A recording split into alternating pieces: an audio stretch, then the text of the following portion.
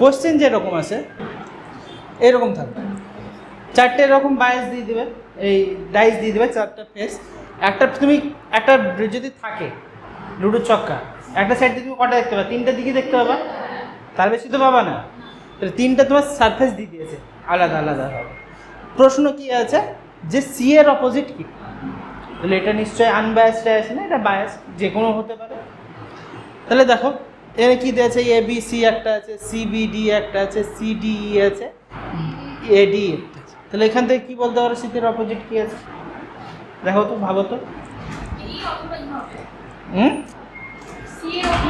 আচ্ছা দেখো একটা জিনিস দেখো, যখন আমরা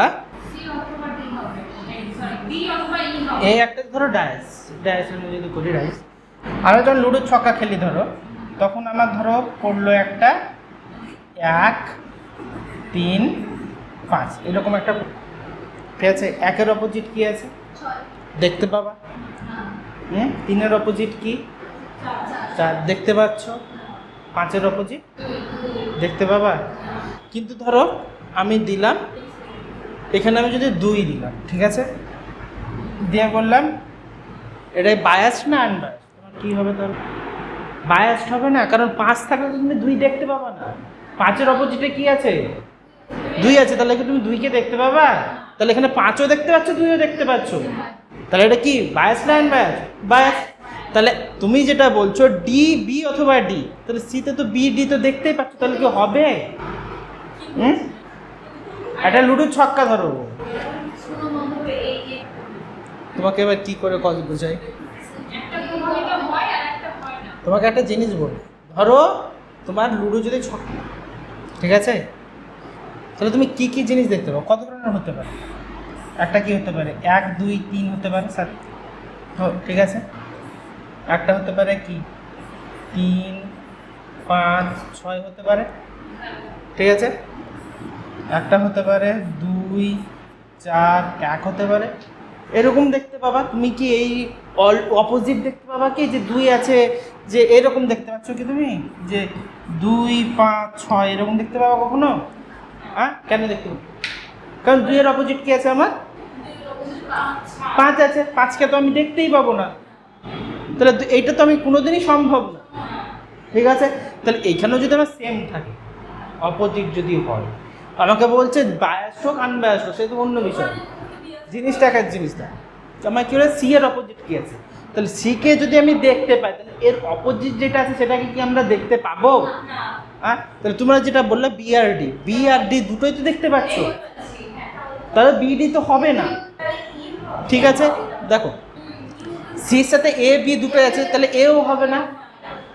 আবার সিতে দেখো এখানে ই আছে, তাহলে ইও হবে না, তাহলে ই হলো না, বিডি হলো না, এফ অথবা ডি হবে, ঠিক আছে। তার মধ্যে ডি এখানে দেখতে পাচ্ছ, তাহলে এফ হবে।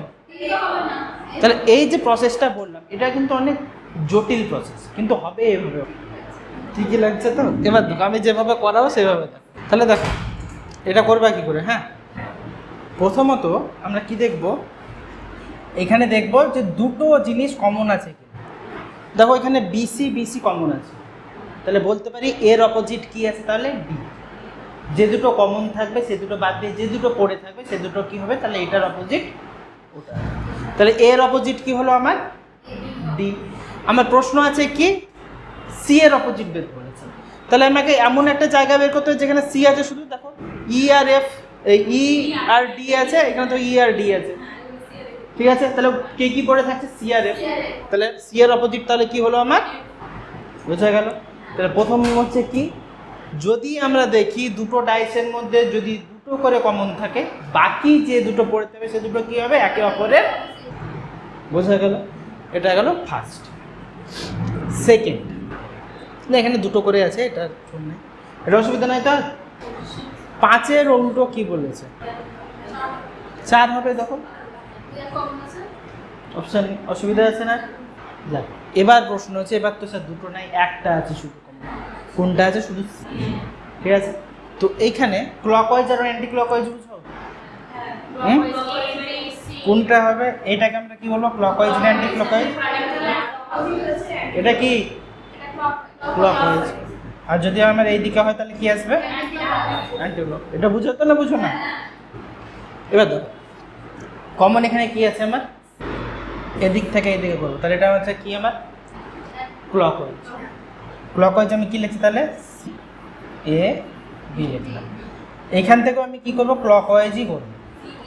সি এর নিচে সি লিখবো, ঠিক আছে, কিন্তু সি আমি এখন লিখবো না, বাকি দুটো কি লিখবো, ই আর এফ। কি পড়ে থাকছে তাহলে, বি পড়ে থাকছে না, না এ বি সি ডি পড়ে থাকছে, ঠিক আছে। তাহলে সি যেখান থেকে শুরু হবে সেখান থেকেই সি শুরু করবা। এখানে আমার অ্যাকচুয়ালি শুরু হচ্ছে কি, এখানেও সি শুরু হচ্ছে, কিন্তু আমার সি তো লাগবে না, আমার লাগবে কি, সি এর অপোজিট কি আছে তাহলে। এবার আমার কি চেয়েছে, ডি এর অপোজিট, তাহলে কি হলো আমার সি হলো। তাহলে আমি শুরু করব কি, যেখান থেকে আমার শুরু হচ্ছে যে দুটো সমান, তাহলে A B C লিখলা, A B C লিখলা। এখানে সি যেখান দেবো সেইখান থেকেও আমাকে ক্লকওয়াইজ করতে। যদি আমার সিটা এখানে থাকতো, আমি এইখান থেকে সি শুরু করতাম। আমার যে দুটো সমান আছে সেইখান থেকেই শুরু করব। বোঝা গেল? ডাউট আছে এখানে? তাহলে আমি এখানে কি লিখলাম, সি বি এ, প্রথমটা একই লিখবো, পরেরটা সি নিচে সি লিখবো, বাকি দুটো একই আসবে, কিন্তু সি তো আমার আসবে না উত্তর, তাহলে যেটা পড়ে থাকবে সেটা তখন।